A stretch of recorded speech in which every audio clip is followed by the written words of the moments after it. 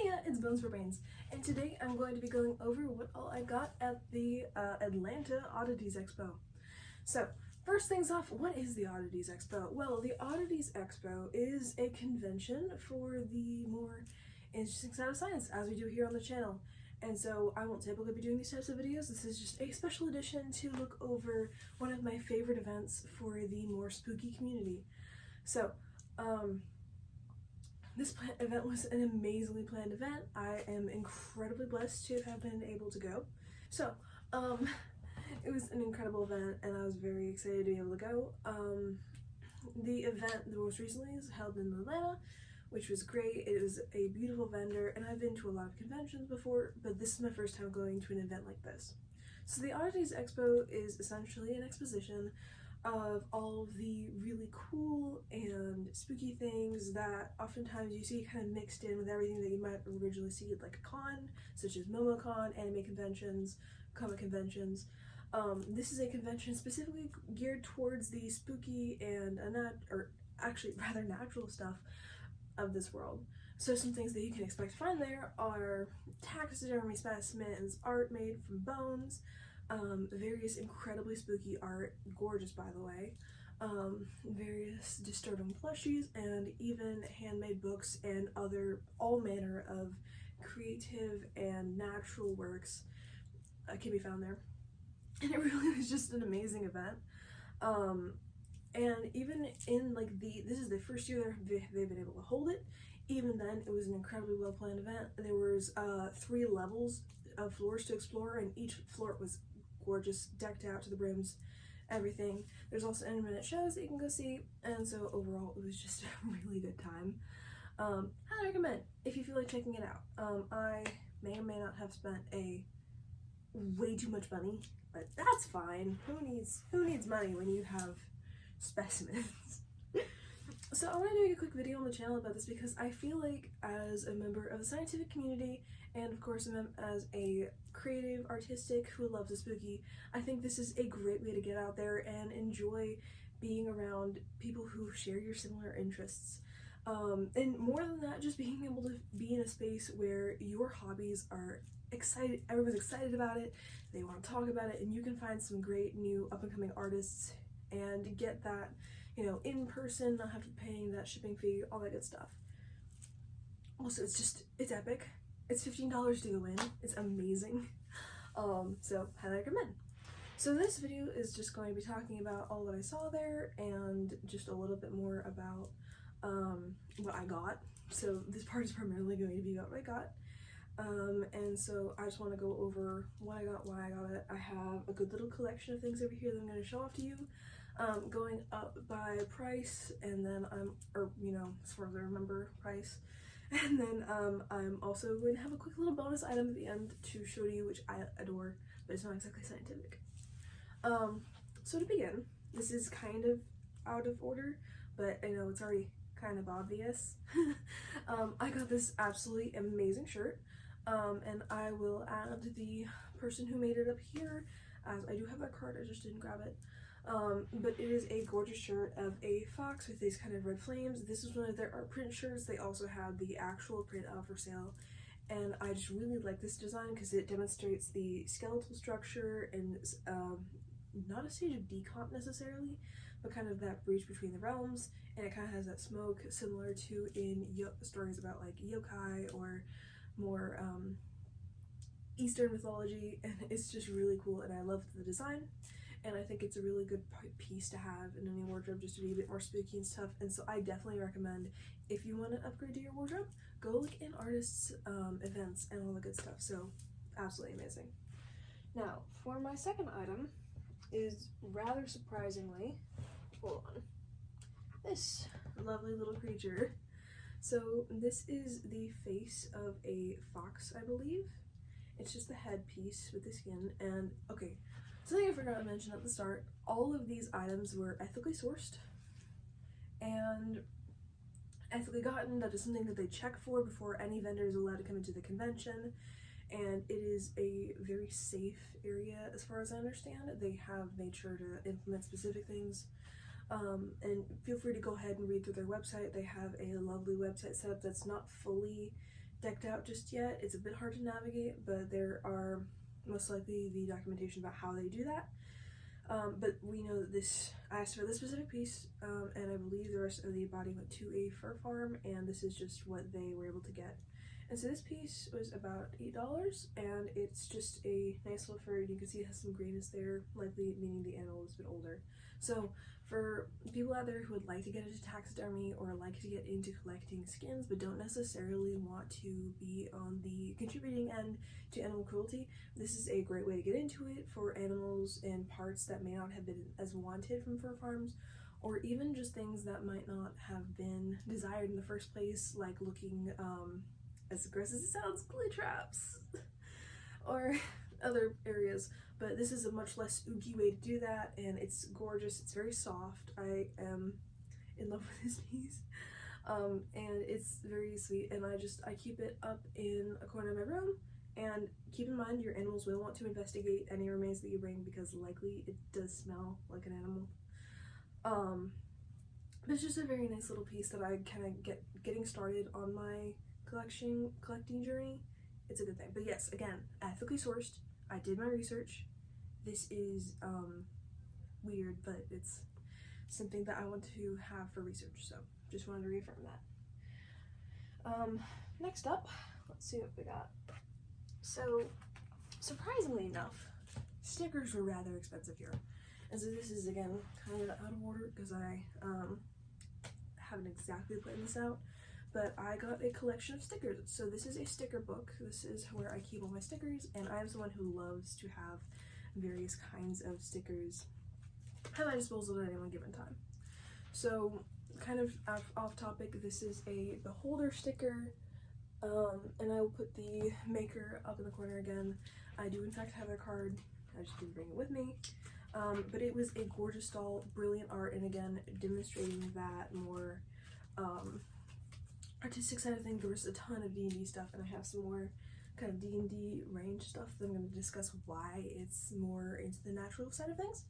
But what I really wanted to show is these stickers that I got that are of specimens, and these are photocopies of specimens from the person who was selling it. They actually had these specimens, and so I forget what the exact process is called, but there is a process where one can take a specimen and make its body, I believe it's done with dye, and it makes it look translucent, and the bones are, you know, all different color, the dyes, and it is rather gorgeous, and a great way to be able to see the bones without having to take it out, glue everything, and put it back in. And it does leave you with a rather beautiful work of art in the tubes and all that. And so I just wanted to show those because those are really pretty to me. Now, next up, I have this necklace. And so it looks like a normal enough necklace at first, but if you look in the center here, that is a rat skull. So this necklace is, I believe, from a owl pellet is how they got this, and you can find owl, I talked about this, or I don't know, chronology of posting, but that's another great way to get into a bone collection is through getting owl pellets. For example, I recently got a kit of 2 different owl pellets, and I went through them, and it's a great way to get started if you're not comfortable doing the more ooky things at first, and it's a good way to get started on learning how to clean bones. But that necklace is just a really lovely example, and it's really cute, and I thought it was gorgeous, and it was about $15 from the seller. They were really sweet. It was a great find. I don't know if I got their card, but they were absolutely amazing. So, next up, we have an intriguing art piece by a lovely artist. Let's see if it's on here. Matthew G. Lewis, lostkeep.com. And this is an art piece that I got from them in a postcard format. And this, if I remember correctly, it was $5 or $10, not really inexpensive for how gorgeous this is. And just in addition, I highly recommend, if you are going to be wanting to collect art but you don't have as big of a budget, look into smaller sizes, because this is gorgeous, but it's just, you know, a bit smaller. So this art piece is really intriguing because I asked the seller about it because I saw it and it was incredibly striking, and I wasn't really necessarily planning to get this. But once I asked the seller about it, they told me about the fascinating history where in Spain, and forgive me if I misremember this because, you know, it was just a remembered thing that I was summarizing from the seller, where back in Spain, with the coming of the New Age, there was a lot of translation that was happening with the new Catholic Church and, you know, the original, like, texts. And as these medical texts were being translated, the Catholic Church began to deem a lot of it as heresy and as work of the devil and all that good stuff that the Catholic Church can sometimes deem new scientific innovations to be.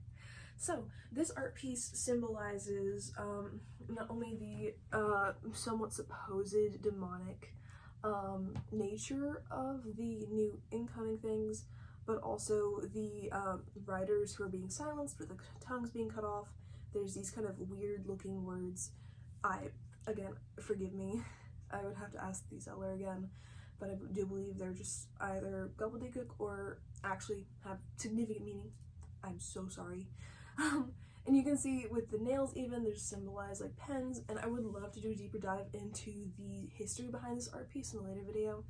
But I just thought it was really cool how they managed to symbolize all of this kind of alchemaic looking things and symbolisms, and I love symbolistic art of the more dark side of history, which I might be able to get into a bit more because I'm not a history buff, but I do enjoy this side of it. So yeah, this is a really cool art piece that I found. Alright, and then next up, let me just sort through my things here because I am the least organized person you will ever meet. That's why I'm called Bones for Brains. You clicked on this video. It's your fault. Anyways, this is my next piece, and it is a D&D book. And the reason I'm showing this in this video, it is called the Shadow Myths Biomancy Meluchi. I believe I'm pronouncing that right. And it's by Doug Hops. And this book is a gorgeous collection of art and significant, like, biology, how the biology would work in this homebrew world that he's created. And hold on, let me see if I can find a good example.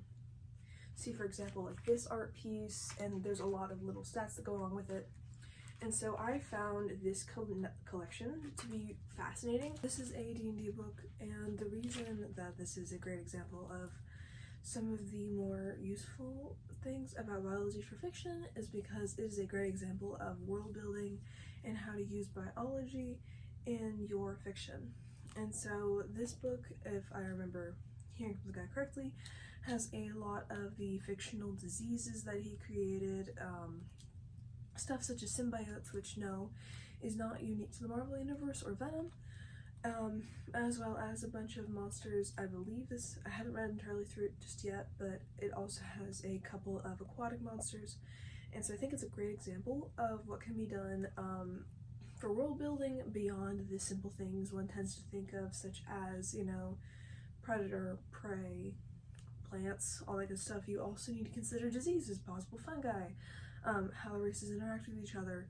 And something I really like about this book that I read through my brief scanning through is that humans are classified as a monster in of themselves, in that they're more gifted at magic and all that good stuff, and they're more cunning and innovative, because I think humans as a species are rather fascinating, and we don't, as a species, address that enough since we're so used to ourselves. I think this is a great exploration of that, and I'm really excited to look through this more and hopefully make a more biology-centered D&D campaign soon. So, next item, backtracking a little again because I once again am disorganized. This is actually a really big find that I was actually going into the con I was specifically looking for. So this is a python skull pendant. You can kind of see here. But that is a python skull pendant. This is fake. This is a 3D print. I additionally over here, not with the stuff that I got from the con, I have a miniature skull of a alligator, or alligator hatchling skull that has been 3D printed. And so once again, this is a good way to buy bones and buy specimens without actually having to worry about cruelty sourcing. And it also is generally a much better price, more bang for your buck, shall we say, because you are getting the just essentially a fancy piece of plastic, which is not to say it's any worse for study. This specimen here, it is incredibly good quality. There's a nice coat of resin over it to make sure it's nicely protected. The seller is very nice, and he, you know, like me, just had a beautiful stand set up, and he seemed to have a passion for the spooky and had, you know, cool like skin looking artifacts set up, as well as of course the bone pendants. He had these and I believe mice skulls or some other type of skull.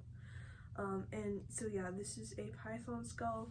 Pythons have some of the most fascinating skulls that you will ever see on an animal, as their teeth are, you know, all back in a jagged shape, and the this one even specifically includes some neck vertebrae in there with the skull, which I think is a nice touch, because most times when you find a skull in nature, I've only found a couple of them, especially for smaller animals, you will also see the spinal column. I found a bird skull out, and it's up on one of my shelves now, but it's a great example of that, and I think this is just a really gorgeous and good way to do that.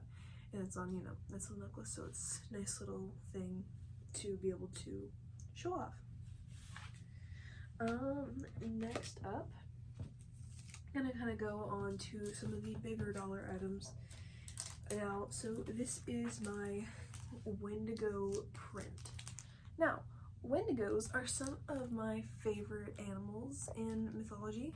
They are a part of Native American mythology, and I believe mostly they're from Native American mythology, as well as, you know, yeah, I think they are from here mainly. And so the story of the Wendigo, I'll have them up here with me, is that Wendigos are these monsters that are, so the biological explanation for the Wendigo is, you know, deer, as in winter, they begin to, there's certain diseases they can get that will cause them to starve and look rather macerated and bone-like, which will be very unfortunate for the deers. There's a similar disease in bats, which is called, I believe, white nose disease, where they will wake up in their hibernation and fly around and become really sick. But for deer, it causes a bone-like look. And so part of the mythology that comes with this is a deer monster that has been turned into this. Originally, it was a human. And so the story goes that in the village in times of cold, or in villages in times of cold, if food became too scarce, you know, dark mages or those in the more dark practicing arts, because even back in those days there was fear of dark arts and witchcraft, or, you know, the dark sorcery that could be done. Those who committed themselves to cannibalism, dark stuff, working with dark spirits, and, you know, ate other people, would turn into the Wendigo. And so, again, generalization, I need to look into it more, but this is just a really gorgeous art piece. I believe that the medium they worked in is either digital or charcoals. For the original print, this is a copy. This was a $20 piece, and I am incredibly happy with it. It is gorgeous, and I think it'll make a really nice wall art. And again, the point about buying smaller if you don't want to spend as much money on a art piece. So that covers the majority of my bigger purchases. I will also really quickly go over something that is just purely self-indulgent. I got this really cute sketchbook. I love it. It's adorable, and it's very much, I think, a big part of the spooky goth community. Can also appreciate some cute little stuffs here and there. So this is my contribution to that. This is a nice little thing, and it is in fact also a little bit, it's also has some symbols for the demons. I know the symbol on his forehead is that of Leviathan, and then the symbol on the back of the book for the artist is a inverted pentagram. The artist is Artetak, I believe I'm saying that right, Artetak. And they have a collection of these, and this is only $15. It's an amazing find, gorgeous. Paper quality is kind of thin, but not like paper, like, you know, teeny tiny, so it just might not hold up as well to markers. I haven't tested it yet because I'm too scared, because I love this. It's gorgeous, but it's really good pricing for something that's so gorgeous. It has so much of the artist's work in it, and I just think it's a beautiful piece for any artists out there who might like the spooky. This is certainly a cool looking thing, and I think I say cool looking as if I decide I'm the authority on cool. I'm not. I'm showing you animal bones and skins and stuff. Don't take my word on anything. But yeah, this is a really cool piece. With that brief interruption concluded, I will get on to the pièce de résistance, the most amazing artifact in my collection, and by far the most expensive. So, drum roll please. Hold on, I have to get an eel! A whole ass eel. A whole eel. Look at him. Isn't he gorgeous? This is Garth. I named him. No relation to Darth Vader. I just like the name Garth. So this is Garth. This is gotten from an antique vendor, and this eel is very special to me. He was around $150, which is incredibly cheap for a wet specimen. If you did not know, I scoured the vendors for a decently priced wet specimen for like literal days. I spent 2 days at this event, and this was one of the cheaper ones I came across. You can of course get like teeny tiny vials with like egg or, you know, small animals like, you know, pygmy mice for like $10, but my point is, you know, most bang for your buck right here. So Garth is $150, or was $150, and I nabbed him up on the second day because I had to seriously deliberate over this eel because I love him, and I was not going to leave that con without him after I initially saw him. And so moray eels are fascinating, glorious, beautiful creatures that I have always admired. I remember learning about them as a kid through documentaries, and I think that being able to preserve them in such a way and see these animals up close and, you know, personal, and being able to see them even after death is a really great experience for any up-and-coming marine biologist or just those who are interested in it. And I think this is just absolutely fantastic. And so a little bit of a background about me further is that, you know, my grandfather is a veterinarian. And so upon showing him the specimen, I was met with the enthusiastic response of, this is a treasure that I will have to keep in my family for generations. And I was met with the enthusiastic response that this is going to be a treasure that I have to keep in my family for generations. And I absolutely believe this is true, because look at him. So this is the best thing that I got or I think the best thing that I got at the whole con. Again, and I just think that it's a great example of what one can do with a bit of formaldehyde. So I would like to eventually go deeper into depth about what makes the moray eel great, but they are pretty intelligent creatures.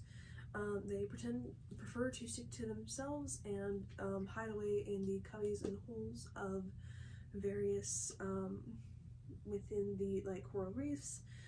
They can be pretty aggressive and territorial, however they are much less so than things such as barracuda. And while there are reports of moray eels getting close enough to divers to touch this and, you know, like snuggling up with them, it is not advisable. So moray eels are also really cool because they have a second set of jaws within their mouth, which they will use when catching fish to just kind of shoot out, grab it, come back in. Kind of like how just a second row of teeth, and it's a good example of similar to in the movie Alien. You see that second mouth come out. It's a little less pronounced in these guys because, of course, you know, kind of exaggerate it up for the fiction, but this is just a really good inspiration for those story writers. So Garth here will remain in my possession for many years to come. I am incredibly happy with him, and he lives up on my shelf. He's the only one that I've like properly named out of all the specimens I've gotten, and it's just a delight to have. And so yeah, all in all, I did not share everything I got just because a lot of smaller things. I got some other small jewelry and just little trinkets here and there that aren't exactly like compatible with this video style, and also just like finding everything in my slightly more chaotic house isn't exactly easy to do all the time. But yeah, I got some like small self-defense things and some other cute jewelry, little trinkets to spruce up my appearance. But all in all, this con is absolutely amazing, and I'm excited about also showing you some pictures that I got from there, recordings, all that good stuff. And just at the end of the day, remember, be safe, enjoy, cause all the amazing creepy spookiness that you can, and remember to stay spooky, stay smart. Love y'all. Bones for brains out.